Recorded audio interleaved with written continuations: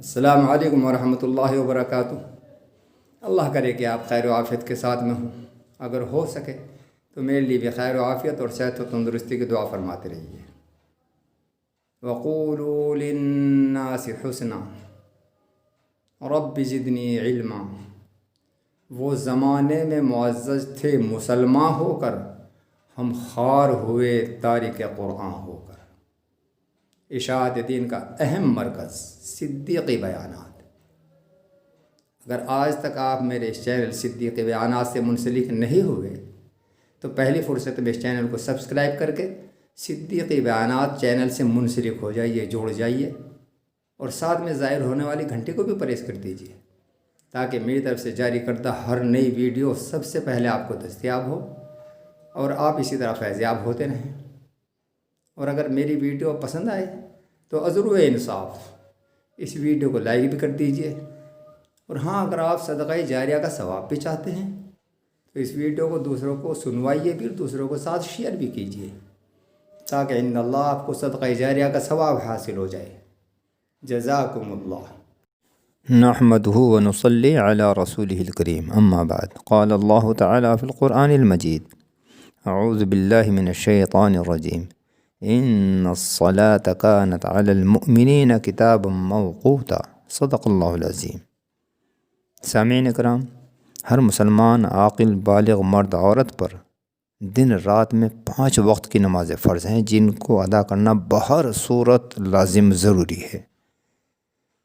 مردوں کی نماز کا کیا طریقہ ہے اور عورتوں کی نماز کا کیا طریقہ ہے، ان کے متعلق اس سے قبل ویڈیوز جاری کر چکا ہوں۔ اس ویڈیو میں خاص طور سے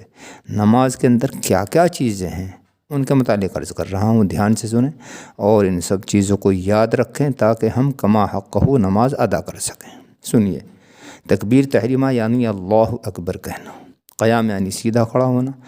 قرأت یعنی قرآن مجید پڑھنا، رکوع کرنا، دونوں سجدے کرنا، قاعدہ اخیرہ میں تشہد کی مقدار بیٹھنا، قاعدہ اخیرہ 2 رکعت کے بعد ہو یا 3 رکعت کے بعد ہو یا 4 رکعت کے بعد ہو، اور اپنے ارادے سے نماز کو پورا کرنا۔ یہ چیزیں نماز کے اندر فرض ہیں۔ ایک فرض بھولے سے بھی اگر چھوٹ گیا تو نماز نہیں ہوگی، ایسی نماز کا دوبارہ پڑھنا ضروری ہے۔ اس کے علاوہ سورہ فاتحہ پڑھنا اور سورہ فاتحہ کے ساتھ میں کوئی سورت ملانا یا قرآن مجید میں کہیں سے بھی پڑھنا، فرضوں کی پہلی 2 رکعت کو قرأت کے لیے مقرر کرنا،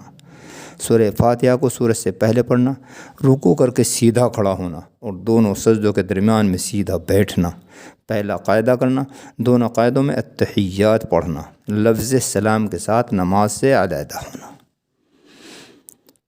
اور نماز ظہر نماز عصر میں قرأت آہستہ کرنا، امام کو مغرب اور عشاء کی پہلی 2 رکعتوں اور نماز فجر اور جمعہ اور عیدین اور تراویح اور رمضان شریف کی وتر کی سب رکعتوں میں قرأت بلند آواز سے کرنا، رکوع اور سجود کو اطمینان سے ادا کرنا، فطر کی تیسری رکعت میں دعائے قنوت کے لیے تکبیر کہنا اور دعائے قنوت پڑھنا، عید الفطر اور عید الاضحیٰ کی نمازوں میں زائد 6 تکبیریں کہنا۔ یہ چیزیں واجبات میں سے ہیں۔ کوئی بھی واجب اگر بھولے سے چھوٹ جائے یا فرض و واجب کی ادائیگی میں تاخیر ہو جائے تو سہو کا سجدہ لازم آتا ہے۔ سجدہ سہو کرنے کا طریقہ یہ ہے کہ اخیر قاعدے میں التحیات پڑھنے کے بعد داہنی طرف سلام پھیر کر اللہ اکبر کہتے ہوئے سجدے میں چلے جائیں، 2 سجدے کریں اور پھر قاعدہ کریں، یعنی اسی طریقے سے پہلے تشہد، پھر درود شریف، پھر دعائے معصورہ اور نماز پوری کر لیں۔ اگر ہم سجدے سہو کرنا بھی بھول جائیں اور ہم نے ایک طرف یا 2 طرف سلام پھیر دیا اور ابھی تک کوئی ایسا عمل نہیں کیا جس سے نماز فاسد ہو جاتی ہے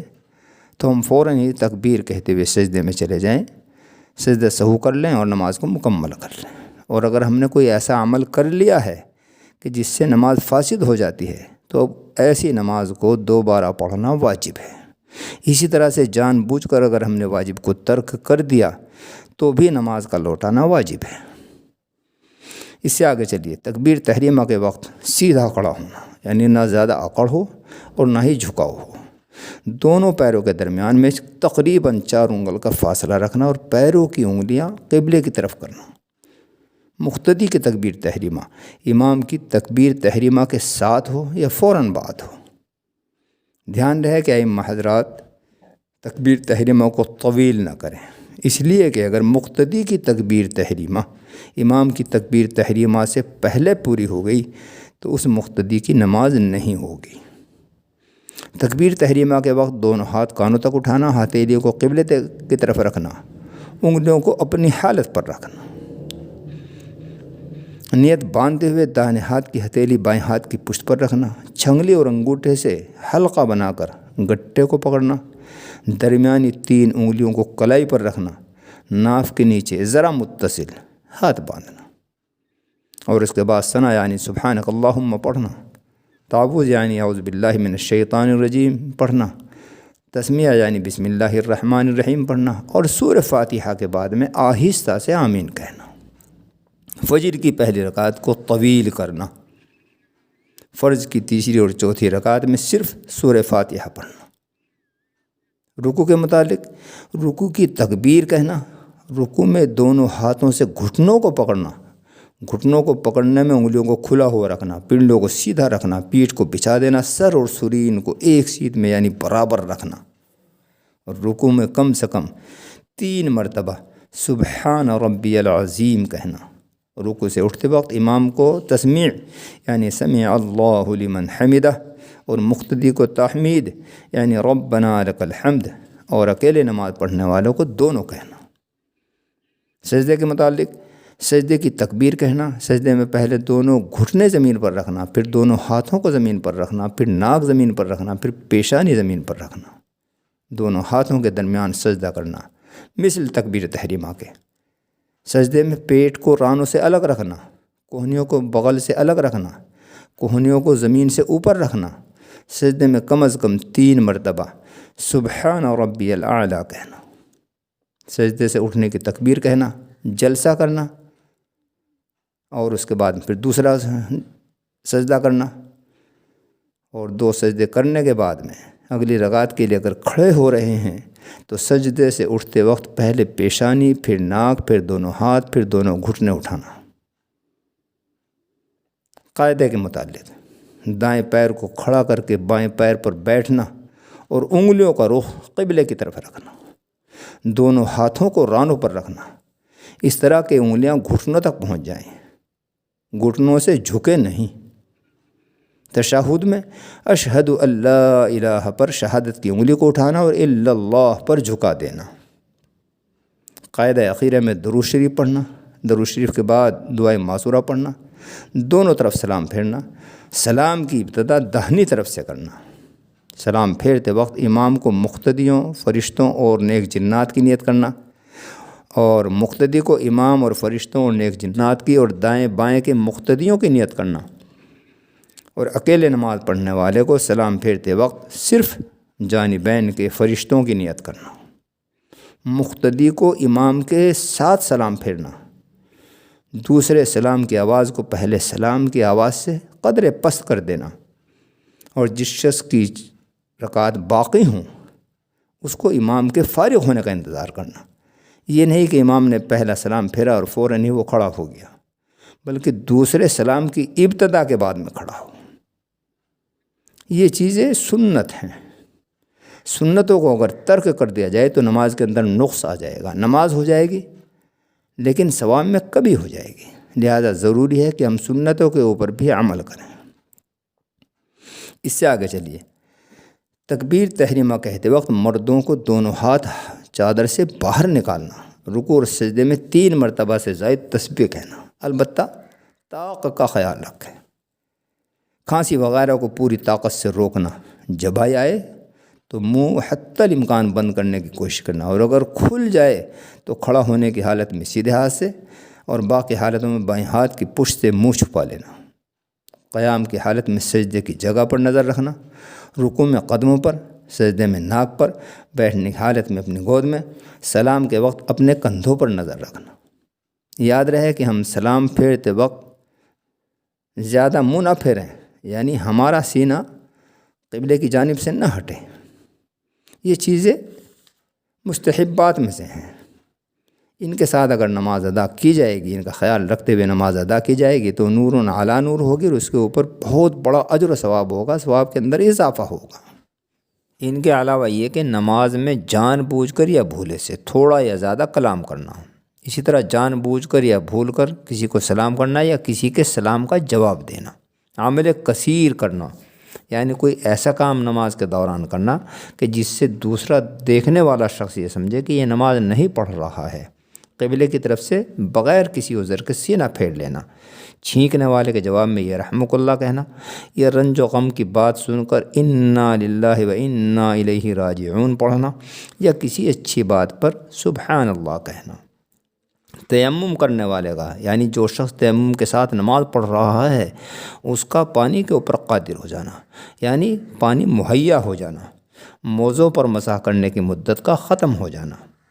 مجبوری کے سبب سے جو شخص ننگے بدن نماز پڑھ رہا ہے اس کو کپڑا مل جانا، کپڑا مہیا ہو جانا، اسی طرح سے اشارے سے نماز پڑھنے والے کا رکوع اور سجدے پر قادر ہو جانا، فجر کی نماز میں سورج کا نکل جانا، عیدین کی نماز میں زوال کا وقت ہو جانا اور جمعے کی نماز میں عصر کا وقت ہو جانا، صاحب ترتیب کو قضا نماز کا یاد آ جانا، زخم اچھا ہو کر پٹی کا گر جانا، قصداً وضو توڑنا یا بدن میں کسی بھی جگہ پر کسی چیز کے لگنے کی وجہ سے خون نکل کر بہہ جانا، بے ہوش یا پاگل ہو جانا، غسل کی حاجت ہو جانا، بالغ آدمی کا رکوع اور سجدے والی نماز میں قہقہ مار کر ہنسنا، ایسی ہنسی کے برابر والا آدمی سن لے، نماز میں قرآن مجید دیکھ کر پڑھنا یا منہ بند کر کے پڑھنا، اپنے امام کے علاوہ کسی دوسرے کو غلطی بتانا، ایک رکن کی ادائیگی کے بقدر سطر یا صدر کے چوتھائی حصے کا کھلا رہنا، مقتدی کو امام سے پہلے کوئی ایک رکن پورا کر لینا، یہ مفسدات نماز میں سے ہیں، یعنی کوئی بھی اگر ان میں سے چیز واقع ہو گئی تو نماز فاسد ہو جائے گی اور اس نماز کو دوبارہ پڑھنا ضروری ہوگا۔ اس سے آگے کسی سنت یا مستحب کو جان بوجھ کر چھوڑنا، کرتا ہوتے ہوئے بھی صرف لنگی یا پائجامہ پہن کر کے نماز پڑھنا، جسم یا کپڑے سے یا داڑھی وغیرہ سے کھیلنا یا کپڑے کو ادھر ادھر سے سمیٹنا، کوہنیوں کا سجدے کی حالت میں زمین پر بچھا دینا، دائیں بغل کے نیچے کو نکال کر بائیں کندھے پر چادر ڈالنا، قرات کو قیام میں پورا نہ کرنا بلکہ رکوع میں جاتے وقت پورا کرنا، دوسری رکعت کو پہلی رکعت سے لمبا کرنا، فرض کی پہلی رکعت میں کسی صورت کو دوبارہ پڑھنا، چھوٹی دو صورتوں کے درمیان میں ایک صورت کو چھوڑ دینا، ہاتھوں اور پیروں کی انگلیوں کو سجدے وغیرہ میں قبلے کی طرف سے پھیر لینا، رکوع میں دونوں ہاتھ گھٹنوں پر نہ رکھنا، انگڑائی لینا یا نظر اٹھا کر آسمان کی طرف دیکھنا، عمل قلیل یعنی تھوڑا عمل کرنا، دھیان رہے کہ تھوڑا عمل اگر ایک رکن میں 3 بار کر لیا تو وہ عمل کثیر ہو جائے گا، نماز فاسد ہو جائے گی۔ ناک اور منہ کو ڈھانکنا، امام کے قرات کرتے ہوئے مقتدی کو قرآن مجید پڑھنا، خواہ سورہ فاتحہ ہی کیوں نہ ہو، دونوں آنکھوں کو بند کر کے نماز پڑھنا، اگلی صف میں جگہ ہوتے ہوئے دوسری صف میں تنہا کھڑا ہونا اور بغیر کسی عذر کے پیشانی سے صرف سجدہ کرنا، یہ مکروہات نماز ہیں، یعنی ان چیزوں کے واقع ہو جانے سے نماز کے اندر نقص آ جائے گا، بھدی ہو جائے گی اور ثواب میں کمی ہو جائے گی۔ سامعین، ضروری ہے کہ ہم ان سب چیزوں کو یاد رکھیں اور ان کو عمل میں لانے کی حتی الامکان کوشش کریں تاکہ ہم کما حق نماز ادا کر سکیں۔ یا اللہ ہمیں توفیق عطا فرما